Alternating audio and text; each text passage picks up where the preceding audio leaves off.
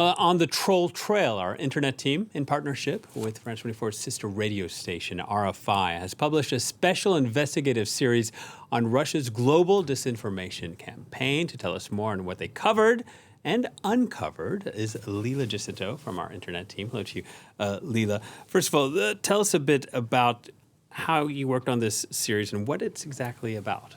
Well, it's a collaborative effort, because we examined this entire Russian troll universe. Now, it's so vast, it's so shadowy, it takes a lot of sleuthing and painstaking investigative work to get to the heart of this.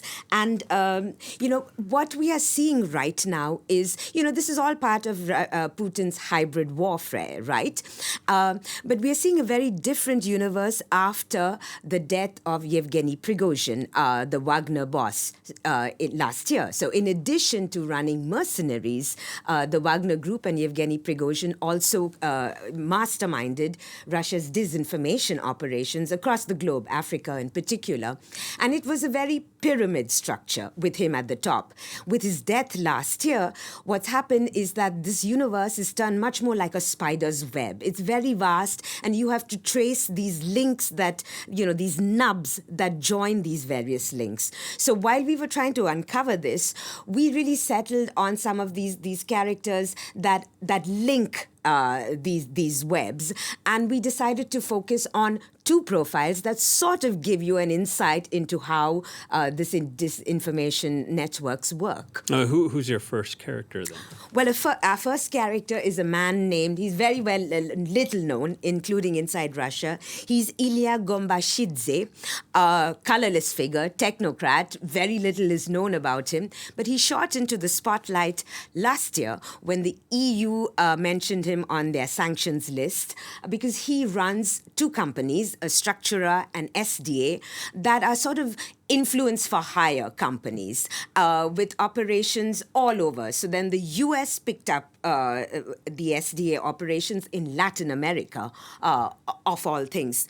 Now, Gombashidze's company, they're really opportunistic, okay? The purpose is to sow disinformation, create divisions in Western society, peddle the Kremlin narrative. So a recent case of SDA's work in France, and it shows you how opportunistic they are and how flexible they are, was after the October 7th Hamas attacks, when the SDA when French intelligence found the SDA at the heart of this anti-Semitic content online. The purpose of that was to sow divisions between France's Muslim and Jewish communities.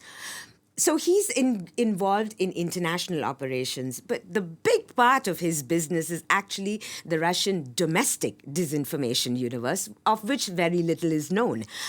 And this is what gives him all the money.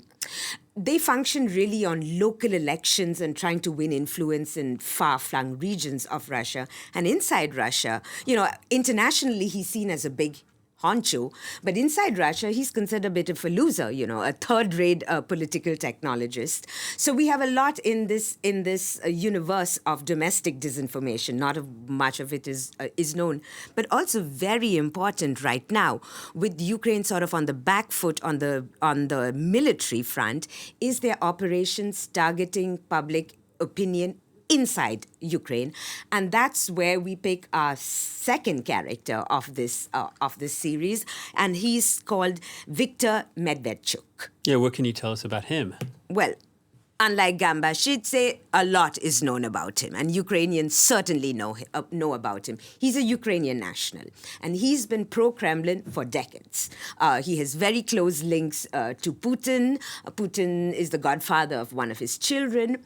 He was arrested after the Russian invasion, and he was in Ukrainian custody for being a traitor, but then he was released in a prisoner swap with Russia that saw the release of Ukrainian soldiers who fought in Mariupol. So when he was released, he goes to Russia, and what does he do once he's in Russia? He starts working with Gombashidze's SDA company. And so his platform is called Another Ukraine, where they're peddling a really pro-Kremlin narrative. How effective is this in Ukrainian public opinion? You've got to read our piece because there's a lot of detail there, very interesting. But basically, this is the heart of Russia's hybrid war, and it's going to get much more severe now, especially in a year with elections and European elections. Record coming up. elections, a record amount of people voting in the Exactly, world. Thank you exactly. very much, Leela. Leela Jacinto from our internet team. And as she mentioned,